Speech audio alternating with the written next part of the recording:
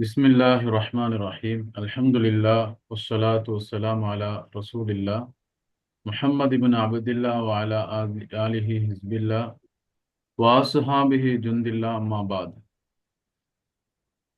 இப்பொழுது சவுண்ட் இல்லைன்னு போட்டிருக்கு. இப்போ கிளியரா?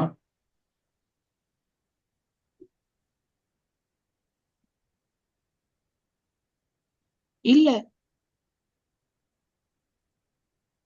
சவுண்டு இப்போ பாருங்க, கொஞ்சம் கனெக்ஷன் பிரச்சனையோ தெரியல. விளங்குதா?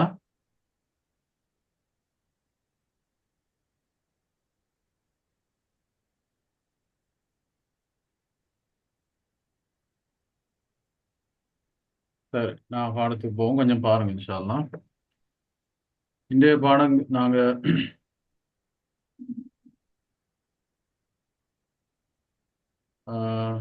24வது பாடம். மையத்தை குளிப்பாட்டுவது கடமையா வாஜிபா? அதாவது நாங்க குளிப்பை கடமையாக்கக்கூடிய காரியங்கள் அப்படின்னு நாங்க ஒரு பாடம் பார்த்தோம். அதுல 4 காரணங்கள் சொல்லப்பட்டது. 4 காரணங்கள் நிகழ்ந்தால் கட்டாயம் குளிக்க வேண்டும் என்று. அதுல முதலாவது ஜனாபத்துடைய நிலைமை, அதாவது உடலுறவின் மூலமாக அல்லது விந்து வெளியாகுவதன் மூலமாக குளிப்போ கடமையாகும் என்று சொன்னோம். இரண்டாவது, பெண்களுக்கு மாதாந்தம் ஏற்படக்கூடிய மாதாந்த துரு, அது அதனுடைய முடிஞ்சதற்கு பின்னால அவங்க குளிக்கணும் கட்டாயம்.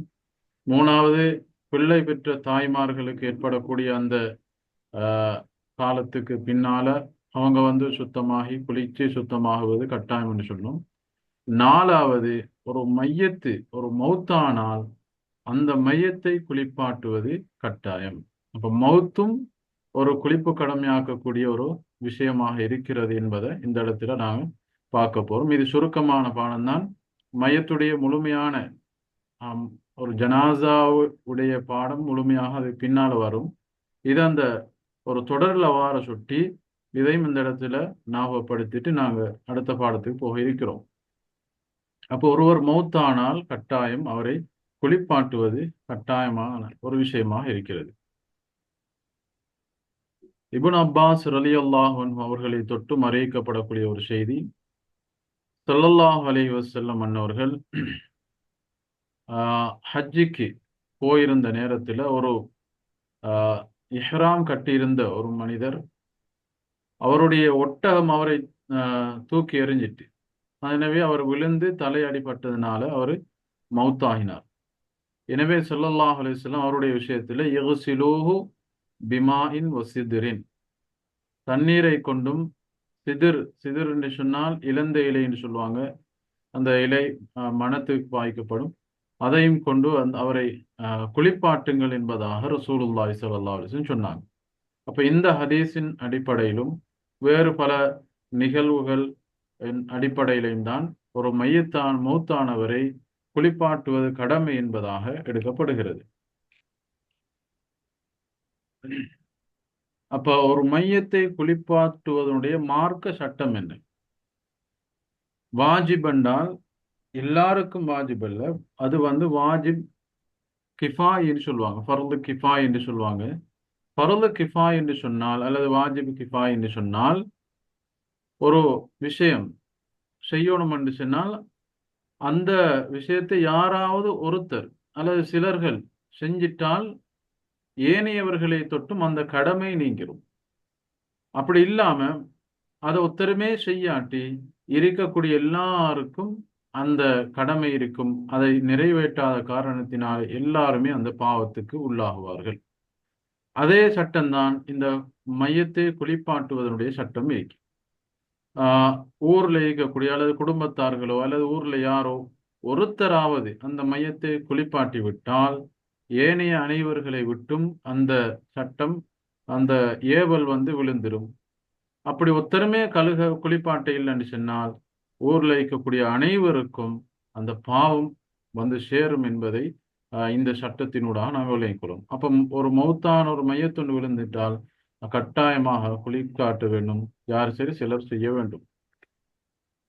அதே போல குளிப்பாட்டக்கூடியவர் அந்த நீயத்து வச்சு கொள்ளணும். மையத்தை குளிப்பாட்டுகிறேன் என்ற அந்த நீயத்தை வச்சிருக்கொள்வது அவருக்கு வாஜிபு. நீயத்தை வச்சுத்தான் அவர் குளிப்பாட்ட வேண்டும். அதே போல ஒரு ஷஹீதான ஒருத்தர், ஷஹீதுன்னா தெரியும், மார்க்க ரீதியான யுத்தங்கள்ல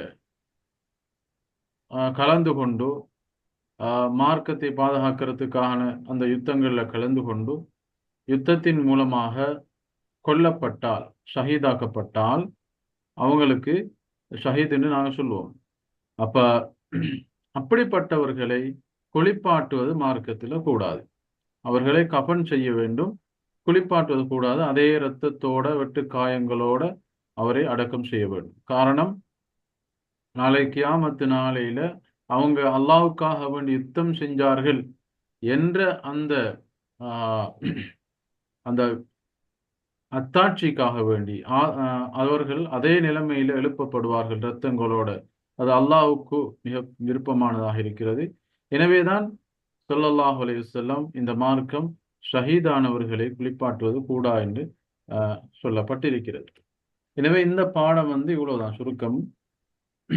நாங்கள் இன்ஷா அல்லாஹ் அடுத்த பாடத்துக்கு போவோம். மையத்துடைய ஏனைய அனைத்து பாடங்களும் இன்ஷா அல்லாஹ் அது முழுமையாக